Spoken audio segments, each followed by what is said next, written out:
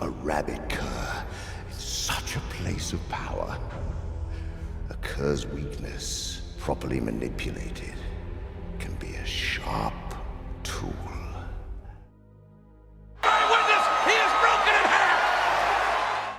We are looking at basically a movie.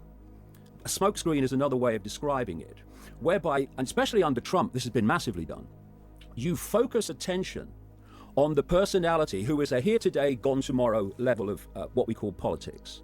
And because the focus is on them and people think that's where the power is, all the powers with Theresa May, the powers with Donald Trump, people then are so focused on that, they don't see that actually what's really running events is the permanent government.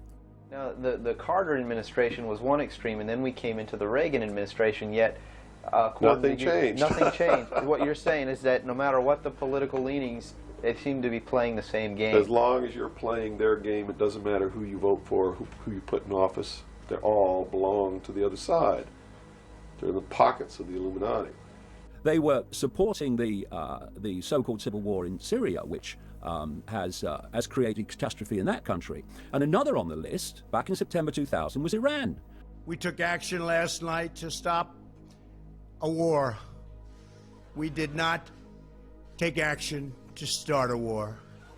Trump thinks we can't accuse him of rushing into a war if he reads his teleprompter super slowly. You can't just kill a top general of a sovereign nation and call it de-escalation. Soleimani was not planning an attack. He was in Iraq. This is where he was killed at the Iraqi airport. He was in Iraq carrying a message to Saudi Arabia on how to reduce Iran-Saudi tensions as part of an Iraqi mediation effort. He was literally on a peace mission when he was murdered, when he was assassinated. A peace mission. A peace mission. Trump and his allies are lying in the exact same ways the Bush administration lied us into a catastrophic war in Iraq nearly 17 years ago, and the exact same people are doing it. Vice President Mike Pence lied and tried to link Soleimani to 9/11 in a tweet that was not supported by the evidence, and if that sounds familiar to you, it's because it's right out of the playbook of George W. Bush and Donald Rumsfeld, who repeatedly linked Saddam Hussein to al-Qaeda and other terrorist groups without providing any evidence. And now Mr. Make America Great Again, I'm a maverick, comes in, and he's got rid of the Iran deal, which has kicked all that off. We're going to go into Iraq to take the oil and establish a base in the Middle East, and we're going to go into Venezuela. And I said, how are you going to convince people that this war is real? He says, but the media can convince everybody it's real. I mean, you know, it's just that you keep talking about things, you keep saying it over and over and over again, and eventually people believe it. And he's seeking this coup in Venezuela. Is he as much a maverick as he would like us to believe? Not in the least, Eamon. This is the con. You see, if you're running basically a one-party state, where, as they say in America, those who kind of sussed it, it doesn't matter who you vote for, the government still gets in, and it's the permanent government that's always there, not the politicians that come and go, then you have to sell, in terms of the public, the idea that they have choice. Because if you don't, then, and lots of people are starting to realize this, they'll realize actually they don't have choice. He expounded the value of systematic deceptions, pointing out that their agentures should be trained in the use of high-sounding phrases and the use of popular slogans. They should make the masses the most lavish of promises. He observed, quote, "The opposite of what has been promised can always be done afterwards. That is of no consequence," end quote. At the same time, he's acting like the most anti-establishment president of all time when he's on the campaign trail. He's also the most deeply pro-establishment candidate in terms of, or president in terms of what he's actually doing. So it's a fascinating dynamic that's going on right now. It's a giant hustle. That's right. He ran on an anti-interventionist thing. He upped the troop count. He said, and show the tweets. Why are we in Afghanistan? He upped the troop count in Afghanistan. Yeah. He bombed Syria twice, and then he pulls people out. So Call him on that. Call him on the $1.5 trillion tax break that he gave to his billionaire buddies. Which could have given us all free college, by the way. All free college. Could have given us free college. Now, as we mentioned last week, the bigger issue with Trump's sudden bombing of Syria is it runs directly counter to everything he'd said previously through tweets like, "What I am saying is stay out of Syria." But it turned out that was just a warm-up for a week full of foreign policy flip-flops. President Trump making a number of stunning reversals as he faces multiple foreign policy crises after repeatedly calling NATO obsolete on the campaign trail. NATO, in my opinion, is obsolete. Now, Mr. Trump changing his tone. I said it was obsolete. It's no longer obsolete. It is incredibly annoying. If I'm elected president, we are going to drain the swamp in Washington, D.C. This is him just 1 month after his election, essentially telling everyone to their faces that the phrase was meaningless. Funny how that term caught on, isn't it? I tell everyone, I hated it. Somebody said, drain the swamp. I said, oh, that's so hokey.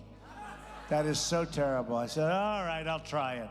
So like a month ago, I said, drain the swamp. The place went crazy. I said, whoa, what's this? Then I said it again. Then I started saying it like I meant it, right? It's true. It's true. It isn't. It isn't. It isn't. Trump never meant drain the swamp. And you can tell that by what has happened since. Donald, thank you for joining us. Thank you, Alex. During the campaign, Trump appeared on Jones's show, pitching both his new book and his candidacy, while also heaping praise on the host. I just want to finish by saying your reputation's amazing.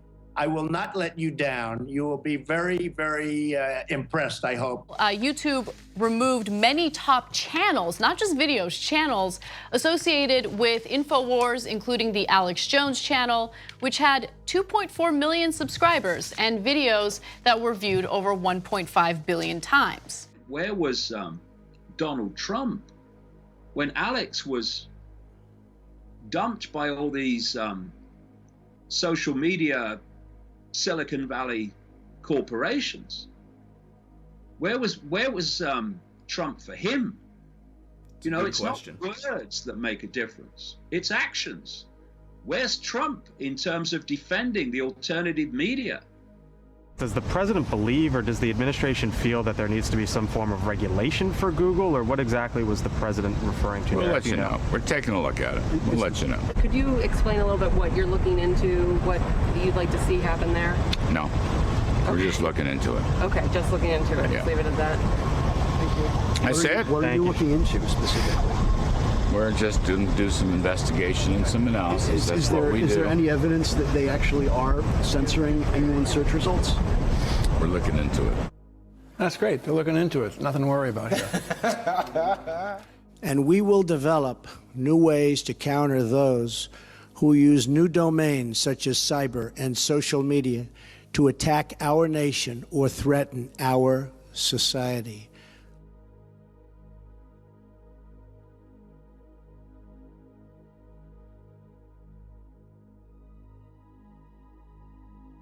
And we already know the alliance is a disinformation shop run out of the German Marshall Fund, which is backed by the U.S. government. So we've already exposed the U.S. Marshall Fund funds these places over in the UK that push Russiagate and smear people who are telling the truth about it and who are anti-war. That's the government funding smears against citizens who are against government policy. A U.S. government program designed to fight Russian disinformation, Twitter trolls, and online fake news just morphed into exactly the thing that it was supposed to be against. But with little appetite for another Mideast war, a view apparently held by President Trump, you might ask, who's cheerleading for conflict? Well, turns out the chorus includes U.S. taxpayer-funded trolls targeting journalists on social media. Welcome to a new chapter in the disinformation wars. His sin is apparently not being sufficiently enthusiastic about regime change. What makes this story more than troll bites man is the Iran Disinformation Project was funded by the U.S. State Department as part of its Global Engagement Center, which is supposed to fight online disinformation and propaganda. But in this case, it appears they did exactly the things they were supposed to fight. And what's arguably worse is that the Global Engagement Center was supposed to be focused on combating Russian disinformation campaigns and funded with $80 million to do just that. Trump never meant drain the swamp. And you can tell that by what has happened since. And that spirit will only be magnified Well, only with this man right here. I know that for a fact. And you'll be doing things that you don't even know about. Right now, they're not even a glimmer in your eye, but, and we have a couple going, Mike, right now that a lot of people don't know about that are very, very encouraging. He told those present at this meeting that they must use their wealth to have candidates chosen for public office who would be obedient to our commands, so they may readily be used as pawns in our game by the learned and ingenious men we will appoint to operate behind the scenes of government as official advisors. He added, the men we appointed as advisors will have been bred, reared, and trained from childhood in accordance with our ideals to rule the affairs of the whole world. I know nothing about WikiLeaks. It's not my thing. WikiLeaks! I love WikiLeaks! Consider the fact that I'm being called out because I like President Donald J. Trump, whose political agenda is in most ways the exact opposite of those running against him for president. Really? Why isn't if it's the exact opposite, why isn't Hillary in jail? Why isn't Obama in jail? Why aren't the Podestas in jail? Easy stuff, guys. Easy stuff. And why doesn't Trump do it? Because they're all in the same bed together. You would expose the reality of what happened in 9/11 and go after those guys. If you really had that much power, but you must not have that much power, or you're in the same bed together. And it's both. They're just puppets. Presidents are just puppets. Trump says U.S. Federal Reserve too proud to admit mistake. Guys, this is WWE stuff. There's nothing substantial here. Exclusive. Trump says he has the power to remove Federal Reserve Chairman if I want to. Intelligence, everything you can say he's doing for Putin, I got 10 things he's doing against him. So it's all fucking made up, and this is how the intelligence community captures the narrative. Like, he broke every single political rule that ever existed when he ran for president, and he won. So what does that tell you? Notice, not a single thing is brought up about U.S. policy towards Russia in this rant. Why? Because the overwhelming majority of U.S. policies towards Russia are more hawkish. So obviously Trump's not a Putin puppet. Obviously he didn't do collusion. He's been escalating with Russia across the board. U.S. warships in the Black Sea. NATO buildup on Russia's border. Look at what we're doing in Venezuela. It's the opposite of what Russia wants. Permanent military occupation of Syria. That's exactly the opposite of what Russia and Vladimir Putin wants. And the list goes on. Trying to get the Germany to end their oil deal with Russia so that they have an oil deal with us instead. Is that what Putin wants? To lose a tremendous amount of money? Is that what his puppet would try to have done? No.